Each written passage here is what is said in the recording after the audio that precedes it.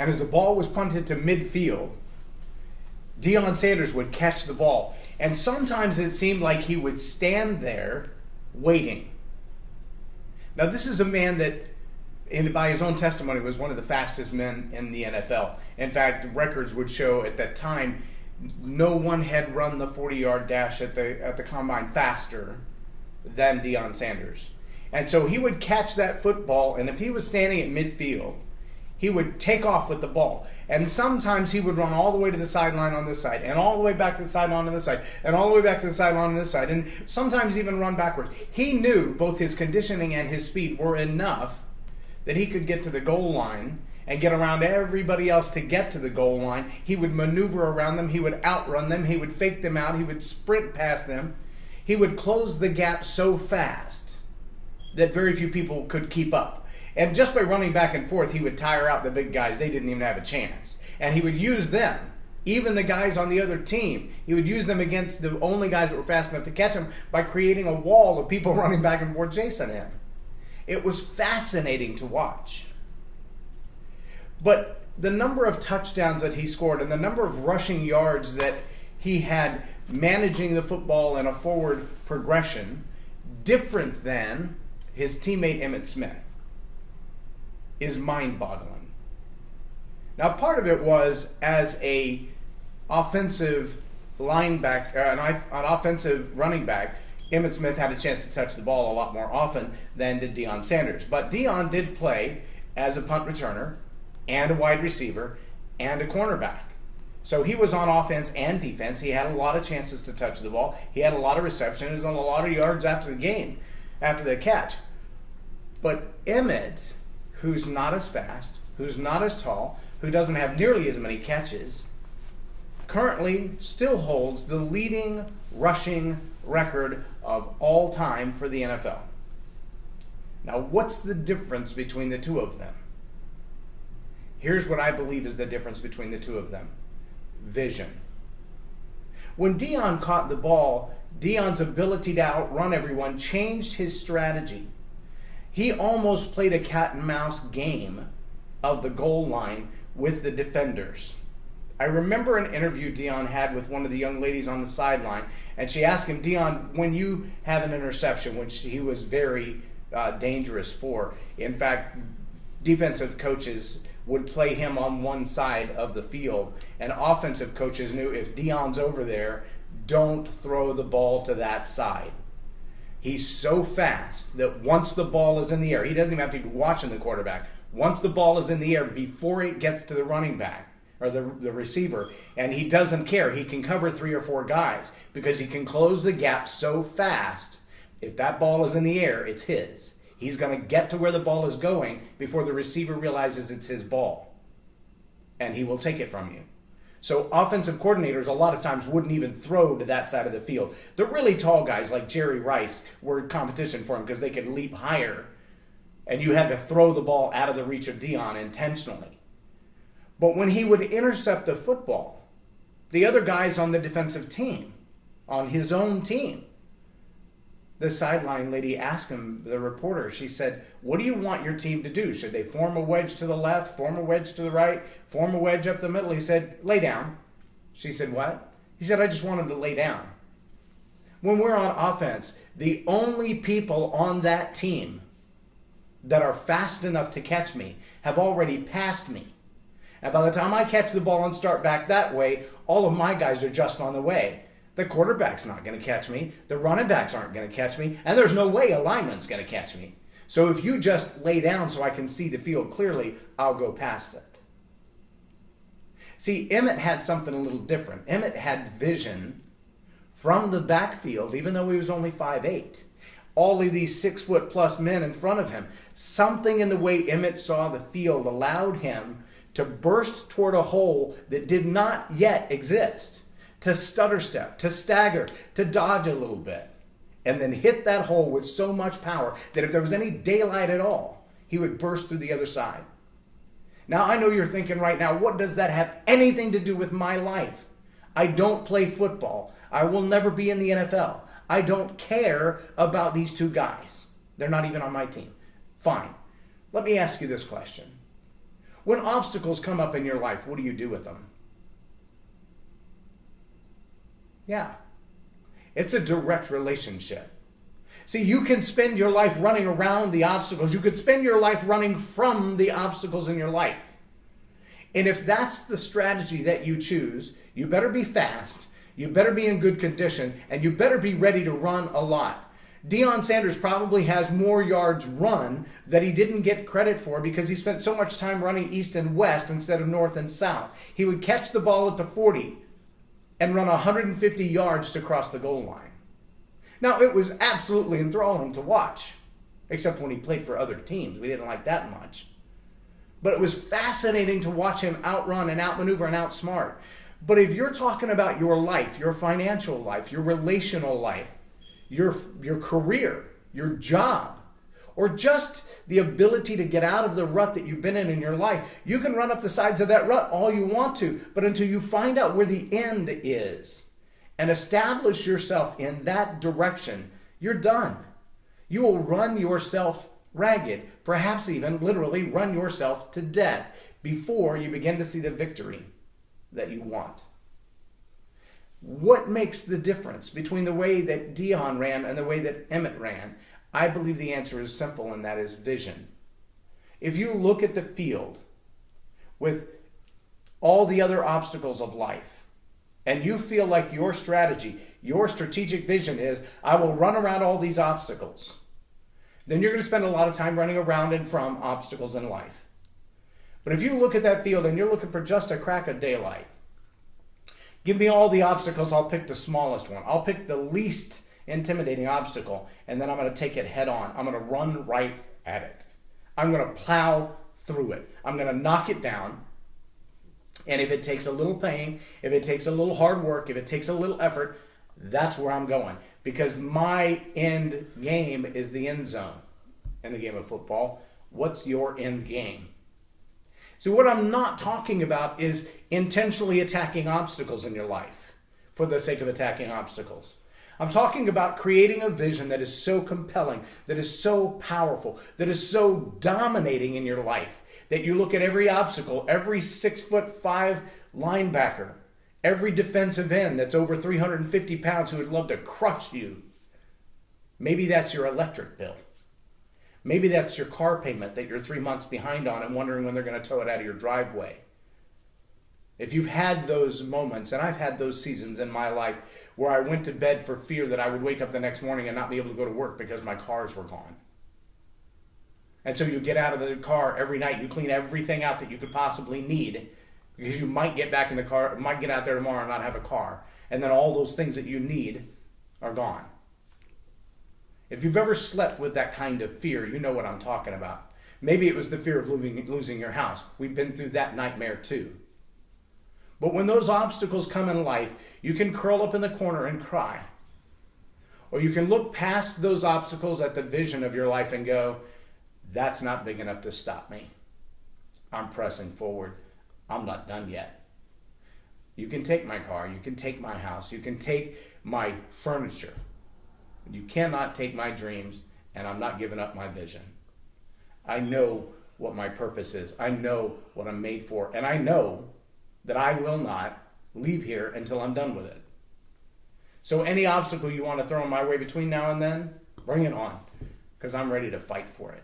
I will fight for my family to the death, and I will fight for the vision that I believe was inspired for me. If that word inspired is puzzling to you, or you think, what is exactly an inspired vision? I want you to look up the word inspired. It is absolutely critical to the success of your life to understand the difference between a made-up dream, a made-up vision, and an inspired vision. But I'm not going to teach that to you, because if I give you that answer, it won't mean as much to you. So I want you to think about what a vision is. You'll have a better grasp of that when we finish this video. And I want you to know that the best vision is an inspired one.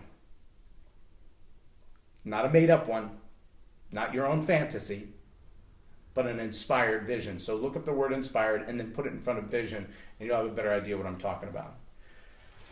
There are no questions on the screen today because this entire video is one of the shortest chapters in the book. When I initially published the book, this chapter was even shorter. Right now it's a total of 8 pages, and 2.5 of those are definitions. Okay? Couple of really brief paragraphs, and then it jumps right in. Again, I'm reading from Live a More Excellent Life. It's available on Amazon, Live a More Excellent Life by J Loren Norris. This chapter has about 15 questions in it total. And you need to have about 5 blank pieces of paper. And I'll read these questions off to you fast today, but unless you're going to record this and go back and watch it several times, it's going to be hard to get those questions. But they are absolutely imperative for creating a vision that allows you to run like Emmitt Smith and not like Deion Sanders. Don't spend your life avoiding obstacles. Spend your life pressing through them, because what's on the other side is that much more powerful and worth it.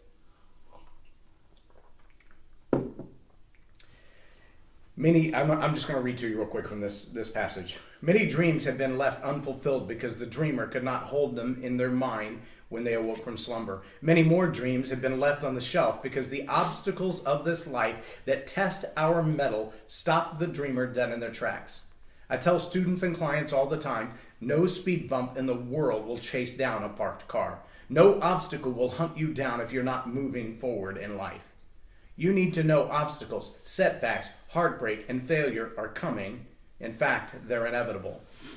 The word insuperable means not easily overwhelmed, overcome, or passed by. And I love that. Insuperable is an attitude. Insuperable is a choice. Insuperable should describe your vision. What if you created a vision that could not be easily overwhelmed? What if you pursued a vision that could not be easily overcome? What if you were driven by a vision that could not be passed by? Obstacles would run from you.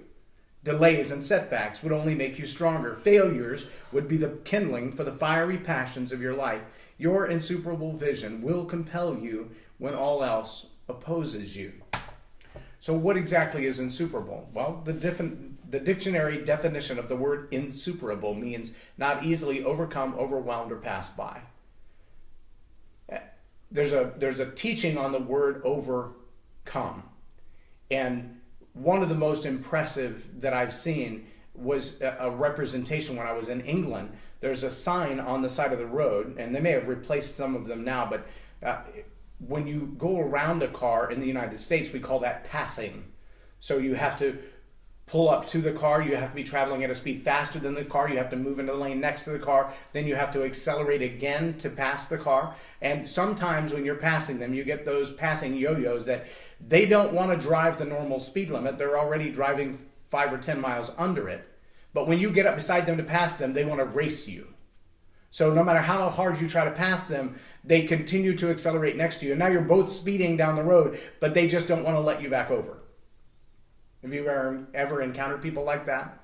See, in England, when I was there in the 90s, those signs didn't say no passing. They said do not overcome, or no overcoming.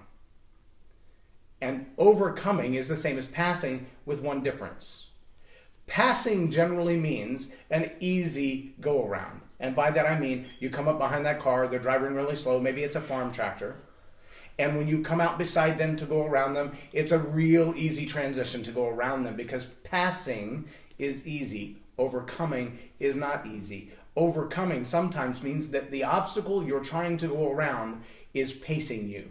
It's moving at the same speed. It's not easy to overcome. When your vision has that kind of initiative in it, it will drive you against those obstacles because your vision is not easily overcome. When problems come up behind you, your vision looks over its shoulder and says, "You're not passing me, buddy. It ain't going to happen." And your vision accelerates your momentum, and your vision accelerates your passions. It accelerates and it ignites a whole new fire in you. Your vision drives you to do what you alone will not do. If you don't have a vision for your life, you cannot understand the synergy. There's a power that comes from more than one doing a job. I learned it when I was in high school, the word synergy, that if there were 2 guys doing something, they would do more than the work of either one of them alone. It's not like 1 + 1 = 2. It's 1 + 1 = 5 or 6 when we talk about synergy. There's also another factor to synergy, that two people will do something that one never would alone. The courage to do something, especially in the world of criminal activity. A criminal who might steal a bag of candy or a bag of chips from the local convenience store, that criminal would probably never hurt someone in the process. In fact, if you just confronted them and said, "Did you pay for those chips?" they would probably put them back and leave. But two criminals won't just steal the bag of chips. They'll beat you up on the way out the door, because they now have an energy that goes beyond the ability of either one of them. It's not 1 + 1 = 2. It's 1 + 1 = 5 or 6. And so their willingness to do things is entirely different. Their courage to do things, entirely different. Their tenacity, entirely different. Here's what I'm telling you right now. You may not believe me, but if you'll try it, you'll find it to be true. When you develop a vision like what I'm talking about here, a vision that bubbles up from inside you, it's inspired. Look the word up. When that vision is inspired and it bubbles up from inside you, it motivates you in an entirely different way. And your vision will become a synergistic partner with everything that you're doing.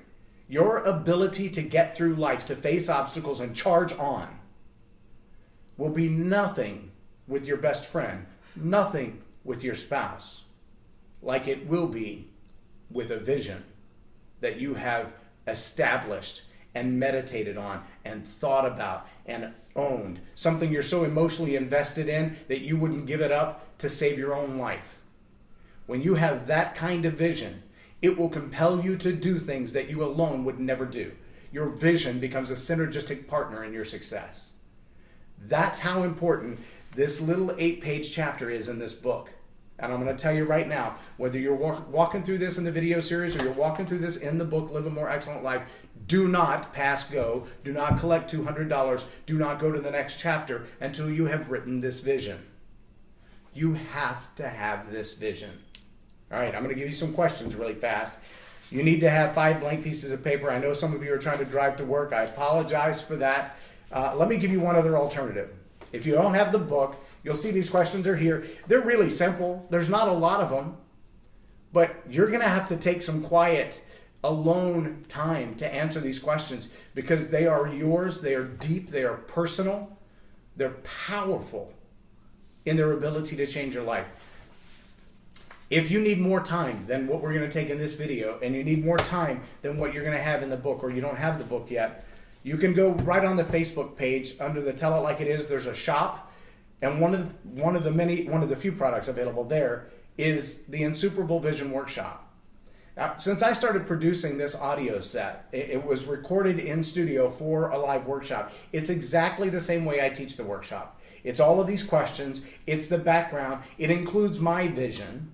And so on the first disc, you'll learn that a vision is vivid inspiration significantly influencing others' nobility.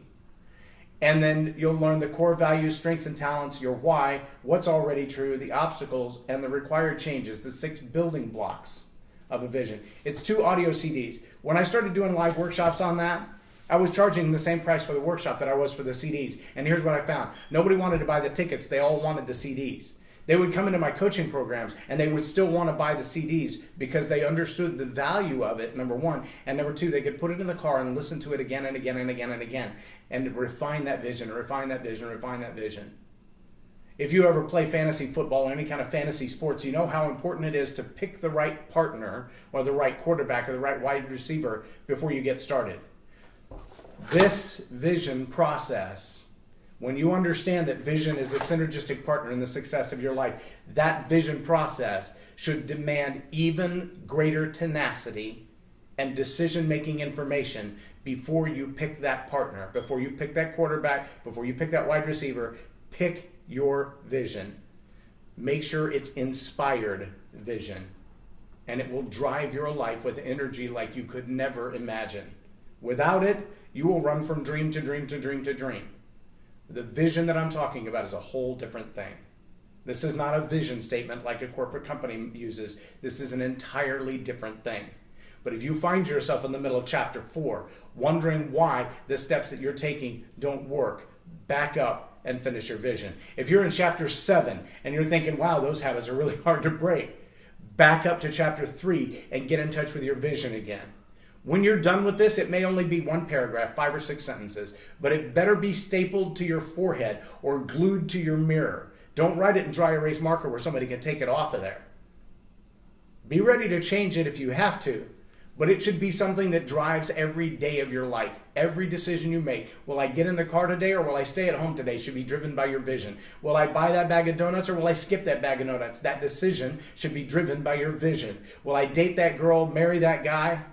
Those decisions should be driven by your vision. And if it's an inspired vision, it will carry you through every obstacle that comes. All right, here's some questions for you. If you have 5 sheets of paper in front of you, I want you to write the answers to these questions as we go. First set of questions. These are the page 1 questions.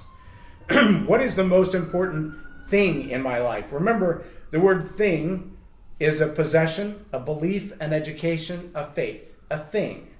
Something that someone might try to take from you or ask you to give up or deny. What is the most important thing in my life? Who is or are the most important people in my life? For me, that's my family. That's a duh. My immediate family and my immediate friends.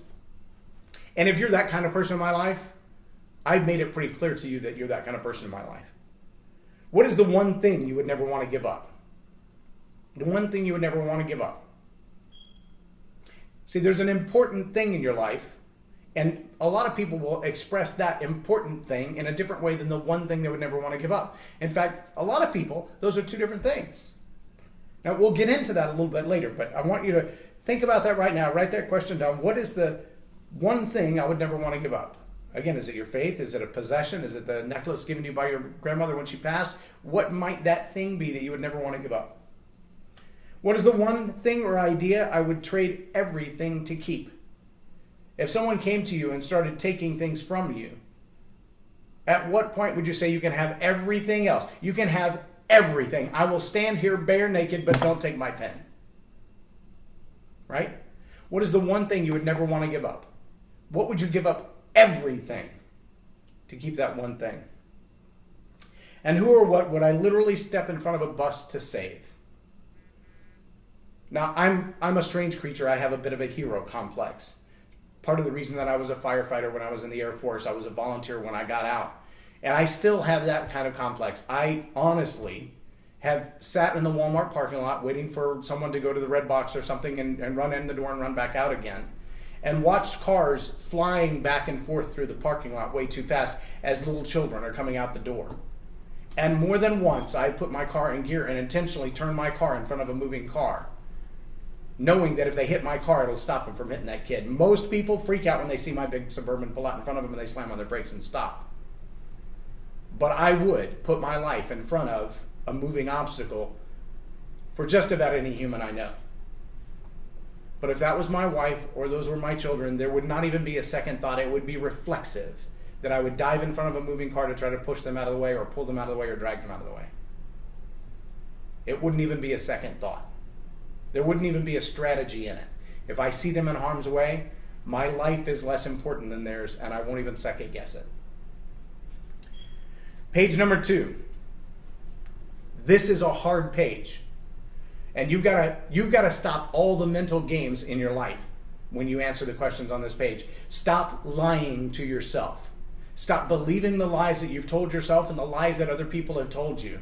Stop making excuses. This page demands no excuses. Assuming there was nothing stopping you. By nothing, I mean, well, I don't have the education. I don't have enough money. My family didn't come from that kind of wealth. I don't have that kind of smarts. Forget the lies. Forget the excuses. Answer these questions as if nothing were stopping you. What job would you have? If it was your choice, as easily as picking up this pen, if you were to go, I would really like to be a cancer nurse. It's that simple. I would really like to be a banker. It's as simple as picking up the pen. That's the kind of decision I want you to make. What job would you have if there was nothing stopping you? No excuses. Forget about the education. Forget about the intelligence level. Forget about the people you know or don't know. Forget about the job you're in now. If you could, as easily as picking up this pen, choose your job, what would it be? What company would you work for? It's one thing to be a cashier, but there's a difference in being a cashier at a bar or a cashier at Chick-fil-A. I'm not judging either one. I'm just saying, if you had the choice, if you had the power to pick, what would it be? What would you do as a hobby?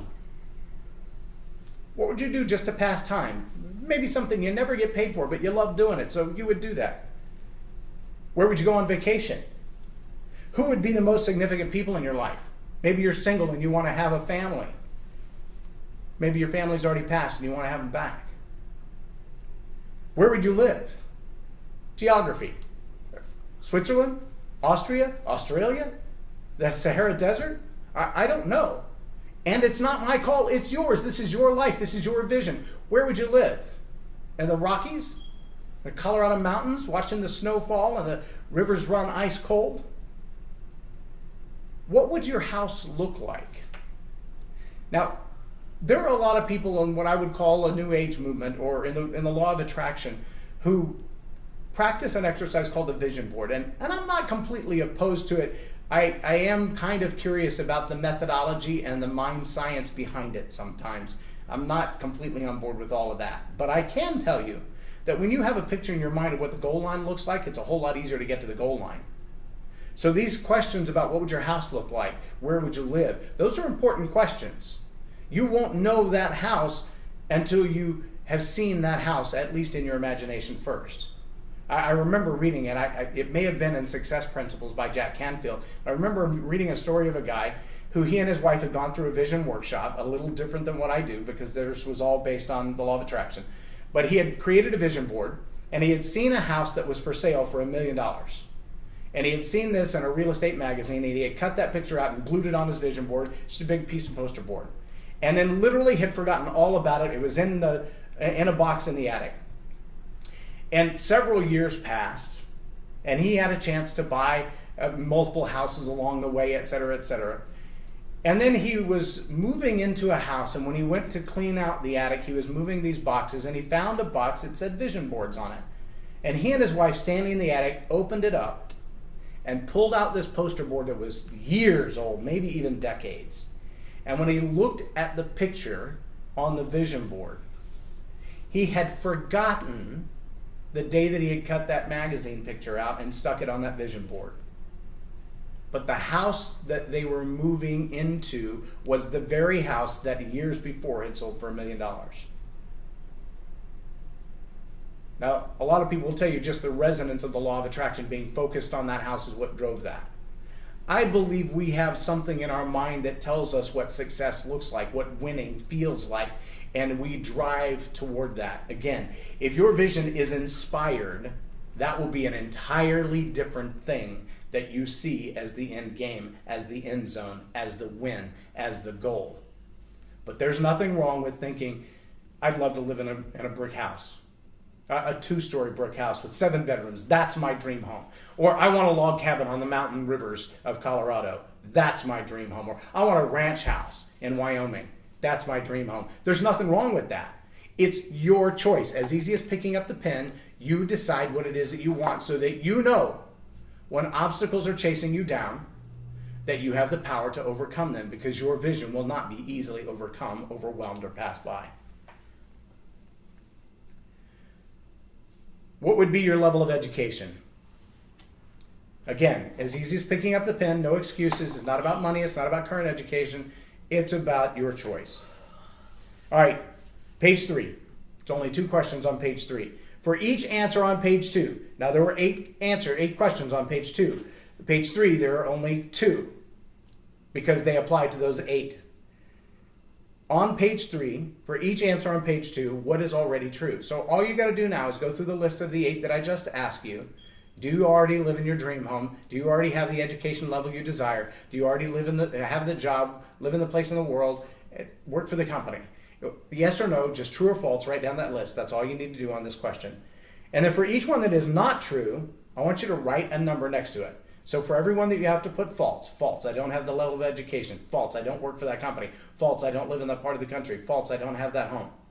Then I want you to write a number next to them and explain why. I don't have that house because I can't afford it yet. Okay, I can't afford it is a legitimate reason for why you don't live in that house yet. That's fine. Just be honest with yourself. I don't have that education level because I don't have time to go back to school. Just be honest with yourself.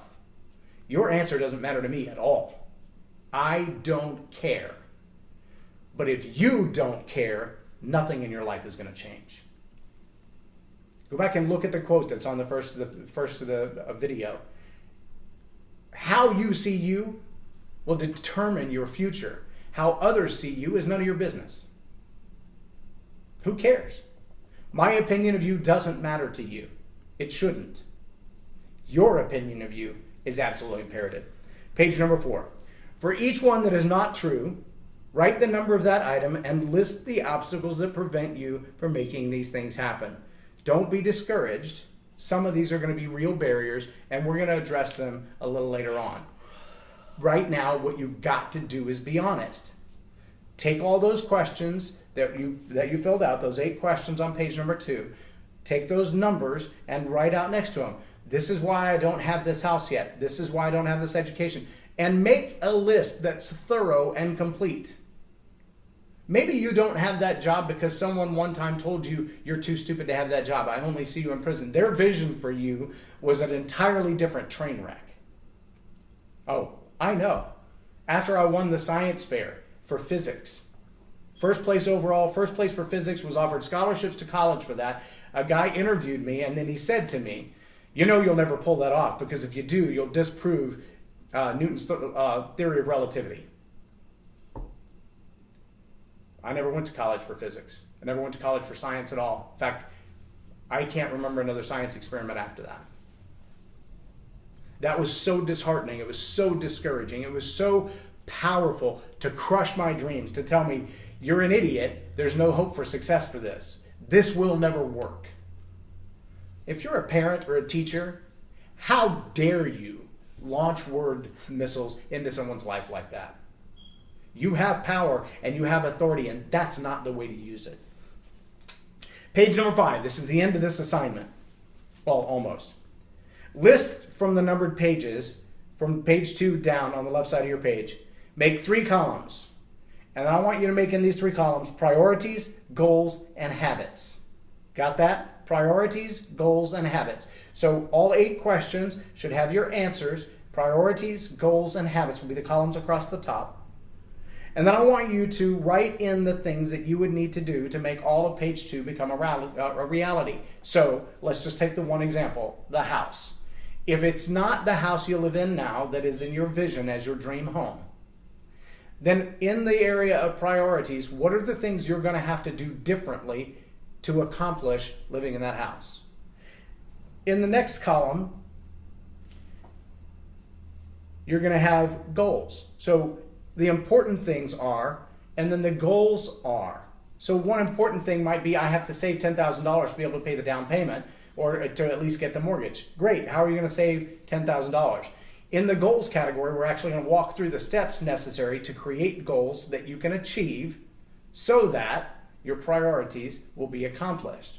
And then in the final, we're going to have habits, and the question we're going to ask is, if the house is a higher priority than the job, then how do you plan to pay for the house if you don't get the job? But if the job's a higher priority, then how are you going to get the education to get, right? So we're going to prioritize those. And then we'll set those goals. And then we're going to look back at the goals and say, what are the habits that I have to accomplish those goals? What do I have to do every day to move closer to the final accomplishment? What does it look like?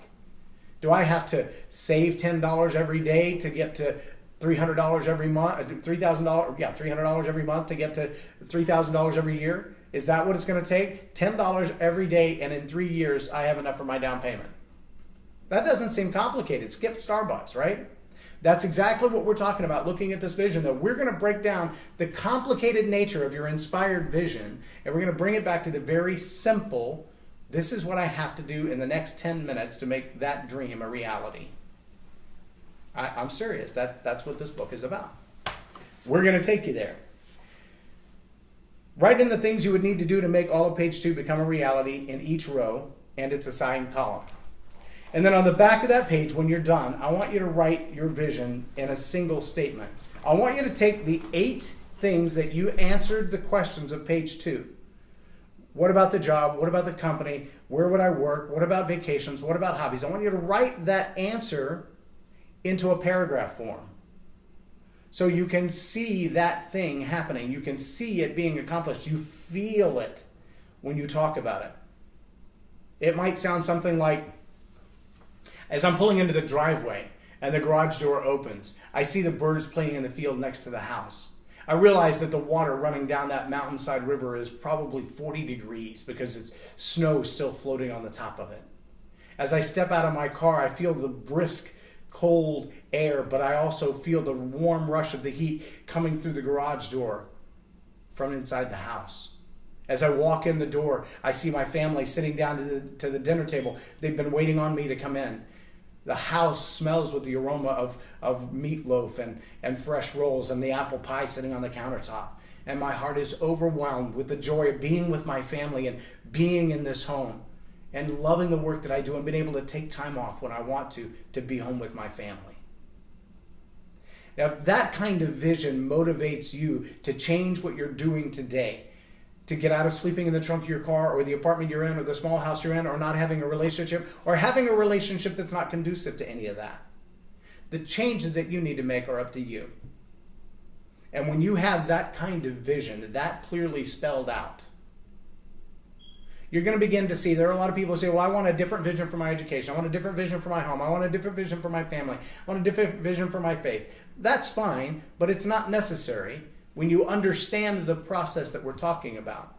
Because part of what we're talking about is, I want to have this end game. I want to leave having left 10,000 people doing what I do to impact other people's lives. If I've accomplished that goal, I will have lived in the houses I wanted, been in the places that I wanted. I will have been inspired to speak to people at random encounters. I have so much fun when someone comes up to me that I don't recognize and says, I see you on Facebook all the time. And they want to have a conversation. They want to ask me to pray for them. They want to spend some time with me. They'll buy me a cup of coffee. That lights me up like you can't believe. If you see me in public, you're invited to walk up and say, hi, you may not know me, but let's talk. And if I have time, without being rude to somebody else, I will take the time, I will make the time to talk to you. That's my commitment to you.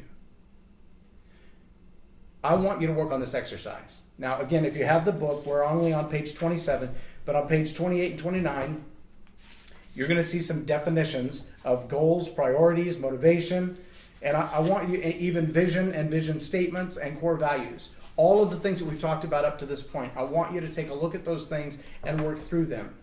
If you don't have it, go get a copy of the Vision Workshop. It's the INSUPERABLE Vision Workshop. It's available on, it's on my webpage on the store. It's Excellent Life Leadership. It's on Facebook, Tell It Like It Is page on Facebook. Go to the shop. You can find it there. If you see me in person, ask me. I almost always have one on me unless I'm on my motorcycle and they're hard to carry around. But I would love for you to be able to work through this again and again and again. And again, the first CD in this set in detail describes my vision and how I came upon it and how it was inspired in me. And I believe it will inspire you as well.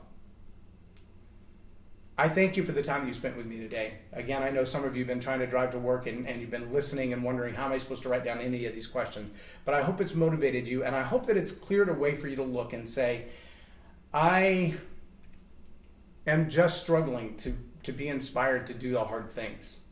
I really want to lose a little weight. I really want to put away some money in my savings account. I really want to change this aspect of my life, and every time I start, I just quit again. I need the motivation. Believe me when I say there is no partner as powerful in synergy to motivate you through obstacles in your life as a vision. Your spouse, your friends, your co-workers, they're all great inspirations. They're great, powerful people to help you get things done, to remind you and to encourage you. But none of them will drive you like an inspired vision that comes from deep inside you. I promise you that's true. I am J Loren Norris, and you've been watching Tell It Like It Is TV. Have a blessed day.